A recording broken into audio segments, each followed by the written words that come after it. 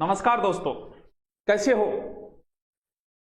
अकबर ने एक बार कहा बीरबल से कि बीरबल ऐसा कुछ लिखो कि जिसे खुशी में पढ़ें तो दुख हो और जिसे दुख में पढ़ें तो खुशी हो।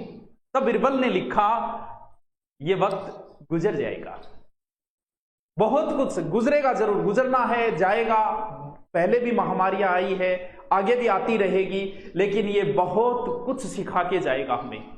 आज जो दूसरा स्टेज जो आया है, ये जो दूसरी लहर आई है, इसे डॉक्टर लहर नहीं, इसे सुनामी बोल रहे हैं। इसे आज पूरा का पूरा देश जो है वो इससे लड़ने के लिए खड़ा है। आज हमारी सेनाओं ने मोर्चा संभाल लिया है। आज हमारी सेनाओं ने अपने उपयोग के लिए जो सिलेंडर ऑक्सीजन ले रखे थे वो मानव सेवा के लिए बांट दिया, क्योंकि मानव सहोदरा सर्वे न मानव पतितो भवेत, मम दीक्षा मानव रक्षा मम मंत्र समानता। आज पुलिस के जवान जो चप्पे चप्पे पे खड़े हुए, आज उद्योगपतियों ने अपने उद्योग के लिए जो ऑक्सीजन प्लांट बना रखे थे उनमें सिर्फ इसलिए कि मानव सेवा के लिए लगा दिए।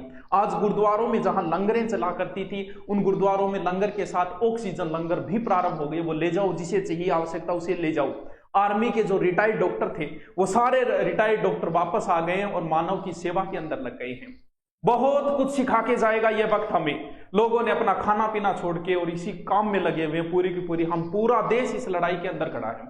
यहां तक कि हमारे जो राष्ट्र है, हमारे पड़ोसी राष्ट्र हो या फिर जिनसे हमारे अच्छे संपर्क हो, उन्होंने हमारी सहायता के लिए आगे आए हैं। लेकिन इस बीच में कुछ ऐसी खबरें आती है कि जिन्हें पढ़ के बहुत बुरा लगता है, लेकिन मानव सेवा की जब पढ़ते हैं सूचनाएं तो उन्हें पढ़ के और भी आनंद आता है। मैं सुबह एक खबर पढ़ी है और पढ़ के इतना अच्छा लगा, ऐसा लगा कि ये वो भारत है जो हम किताबों में पढ़ते हैं। मैं नारायण भाऊराव को प्रणाम करता हूं, उनको भगवान उन्हें अपने चरणों में जगह दे। देखिए उन्होंने क्या कहा। ऐसे लोग, तब लगता है कि ये देश जो है, इस देश में कभी दानवीर कर्ण भी हुए होंगे और इस देश में कभी भामाशाह भी हुए होंगे। जब ऐसे लोगों को देखते हैं तब लगता है, लेकिन बीच में जब खबरें सुनते हैं बड़ा अफसोस होता है। इसके बीच में हमने हिंदू मुसलमान बना दिया इस चीज को, इसे हम कांग्रेस बीजेपी बना के छोड़ दिया। इसे हमने कालाबाजारी शुरू कर दी। हमने दुकानों वाले कालाबाजारी के लगे हुए हैं और सिलेंडरों की। अरे कुछ लोगों ने तो सिलेंडर एडवांस है, जिनकी अच्छी चलती है, जिनके पास पैसे हैं, उन्होंने सिलेंडर जो है बिना जरूरत लेके रख लिए। बोल भी जरूरत पड़ सकती है। अरे जरूरत तो हो सकता है कफन की भी पड़ जाए, वो भी ले लो। बांसडे की भी जरूरत पड़ सकती है, लठ की भी जरूरत पड़ सकती है। 3 ले आओ, 3 बहुत है, 2 साइड में लगे, एक को काट के आगे पीछे लगे, उसकी भी जरूरत पड़ सकती है। मतलब पहले ही, अरे एक सिलेंडर अगर तुमने कालाबाजारी में रख भी लिया तो क्या कर लोगे। एक सिलेंडर 2 घंटे 3 घंटे 5 घंटे दिखाएगा। कम से कम जो बीमार है उनके लिए तो छोड़ दो। इनके लिए जो कालाबाजारी में लगे हुए हैं, एक कहानी छोटी सी। कच्छ के अंदर जो भूकंप आया था, उस भूकंप के अंदर मलबा सारा दब गया था। तब जो सेना के जवान लगे हुए थे, तब कहते हैं कि घर के पास में एक बुजुर्ग बैठा था, रो रहा था वो। तो सेना के जवानों ने वहां से जैसे ही मलबा हटाया तो वहां से एक उसकी पुत्रवधू, बुजुर्ग की पुत्रवधू को निकाला।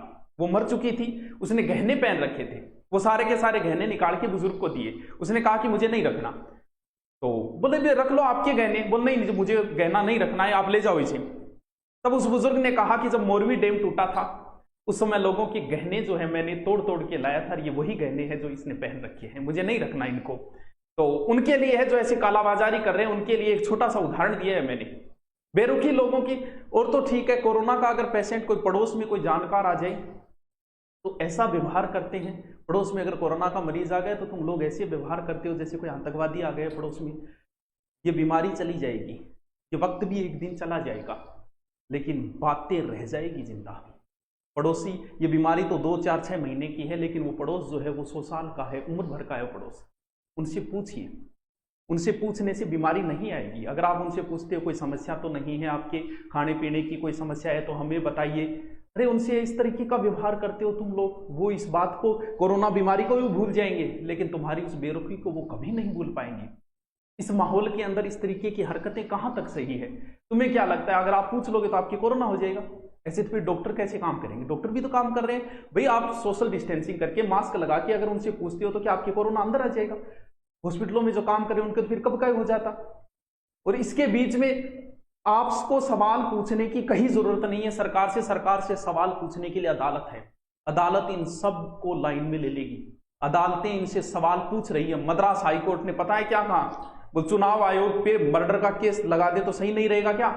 अदालतें पूछ रही है कि बताइए कोरोना के लिए आप क्या कर रहे हो। आपके सवाल पूछने के लिए अदालतें हैं, केंद्र से सवाल कर रही है। आज दिल्ली की कोर्ट दिल्ली से सवाल पूछ रहा है। आज दवाइयों के विरुद्ध कैसी कैसी अफवाहें फैलाई तुम लोगों ने, थोड़ी बहुत तो शर्म करते यार। ये चैन तब तक नहीं टूट सकती जब तक एक एक व्यक्ति की दवा नहीं लगेगी। अरे ऐसी ऐसी अफवाह फैलाई दवाई की, क्या क्या अफवाहें, दवाई से मर रहे हैं। अरे मर तो कैंसर से भी रही, जब कैंसर हो जाए तो उसकी दवाई लेते हैं, क्या वो बचता है क्या? कितने % मरीज बचते हैं कैंसर की, दवाई तो फिर भी लेते हैं ना। अगर एक दो मरीज मर भी गई तो उनको इस तरीके से आए, और इससे तो नपुंसकता आती है। अरे जब बचोगे नहीं तो मर्दानगी दिखाओगे किसे? थोड़ी बहुत तो शर्म करनी चाहिए।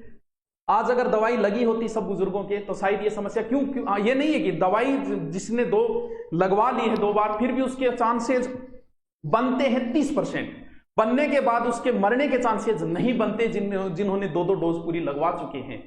तो इसमें सहयोग कीजिए, इनमें अफवाह मत फैलाइए दवाई के विरुद्ध। जब तक एक एक व्यक्ति की दवा नहीं लगेगी तब तक ये कोरोना की चैन नहीं तोड़ी जा सकती। घर बैठ के मास्क से नहीं टूटेगी ये चैन। अगर टूटेगी तो सिर्फ और सिर्फ दवाई लगाने से ही टूटेगी, डोज लगवाने से ही टूटेगी।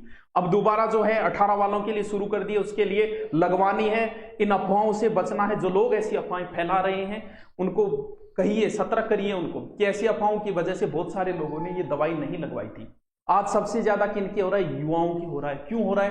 क्योंकि बुजुर्ग लोग जो है जो इतने संपर्क में नहीं आते, युवा ज्यादा संपर्क में आ रहे। सबसे ज्यादा जो इस अब दूसरी लहर के अंदर युवा ही सबसे ज्यादा चपेट में आ रहे हैं, क्योंकि ज्यादा ज्ञान जो है वो युवाओं को ही था और उन्हीं को चपेट में ले रहा है, ना कि बुजुर्गों को।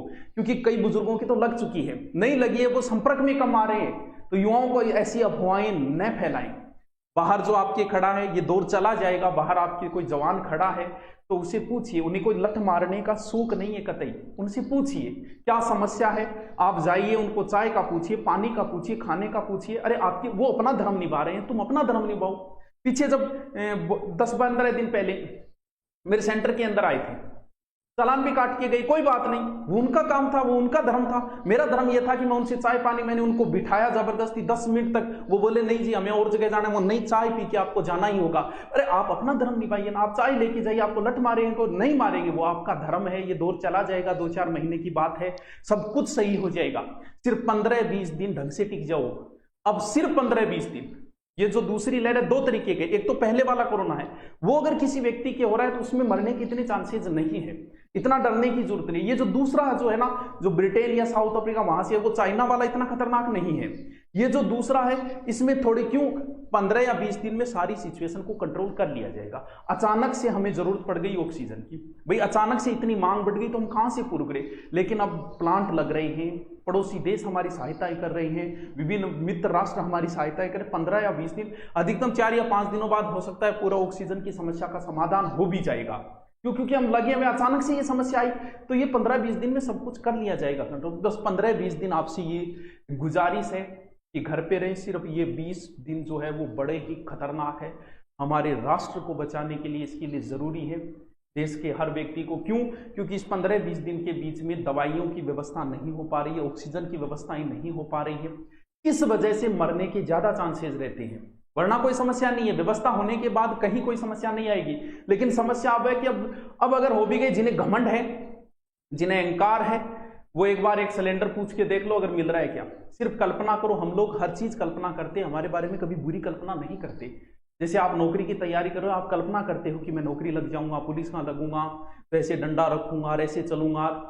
लेकिन ये कल्पना नहीं करते। सोचो तुम लोग बाहर जा रहे हो, सोचो संपर्क में आ रहे हो, आपकी वजह से पूरा परिवार अगर संक्रमित हो गया तो सिर्फ कल्पना करो कि क्या व्यवस्थाएं कर पाओगे। तो पूरा का पूरा परिवार कोरोना संक्रमित हो जाएगा। पड़ोसी की सहायता करने तुम जा रहे हो, उतने ही वो आएंगे।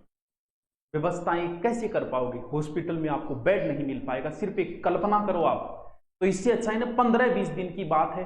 15-20 दिन में सारा सब कुछ सही हो जाएगा, वापस वही दौर आएगा, सब कुछ वैसे होगा। बस 15-20 दिन बाहर अगर जाना हो तो सिर्फ जरूरी काम से जाएं। डॉक्टर ये कहते हैं कि मास्क भी डबल पहनो।